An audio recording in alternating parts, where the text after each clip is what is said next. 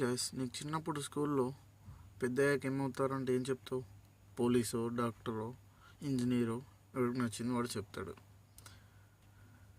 కానీ మన టీచర్స్ ఉన్నారే, అవన్నీ కాదురా. ముందు నువ్వు బుక్లో ఉంది చదువురా బట్ట అంటారు. ఇలా అందరూ బుక్లో ఉంది చదువు అనేవారే కానీ నువ్వు పోలీస్ అవుతావా, దీని గురించి ఇది చదువు, ఇలా చేయు, దాని గురించి ఒక్కరు చెప్పేవారు ఎవరు ఉండరు.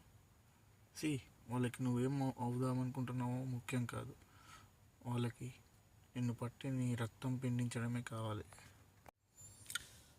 చూడండి, ఇక్కడ తప్పు వాళ్ళదా అంటే వాళ్ళది అని కూడా అనలేము. స్కూల్ యజమాని అంది మరియు ప్రిన్సిపల్ది కూడా మెయిన్గా ఉంటుంది.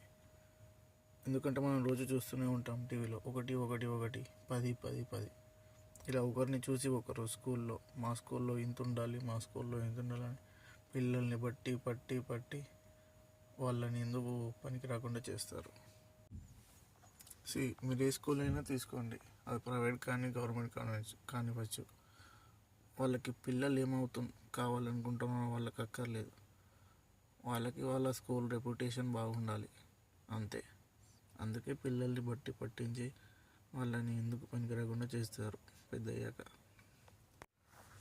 చూడండి, వాళ్ళకి చిన్నప్పుడు ఏది చదివితే దేనికి ఉపయోగం అని వాడికి ఒక క్లారిటీ ఉండాలి.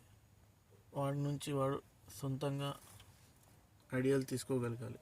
అది చూడండి, చదువు ఇంపార్టెంటే, కానీ ఎలా చదివించాలనేది కూడా చాలా ఇంపార్టెంట్.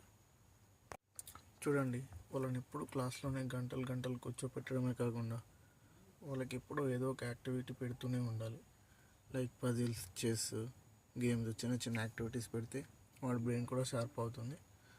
వాడు క్లాస్లో ఏదైనా ఇంకా షార్ప్గా వినగలుగుతాడు, చదవగలుగుతాడు. ఎప్పుడు క్లాస్లోనే చదువు అంటే వాడు ఏం చేస్తాడు చెప్పు?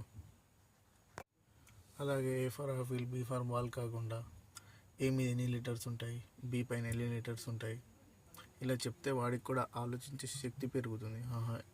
వాడు ఆలోచించగలుగుతాడు. మీరు ఎప్పుడు A for apple, B for ball అంటే అదే ఆలోచనలో ఉండిపోతాడు. వాడికి ఆలోచన శక్తి కూడా పెంచాలి వాళ్ళకి.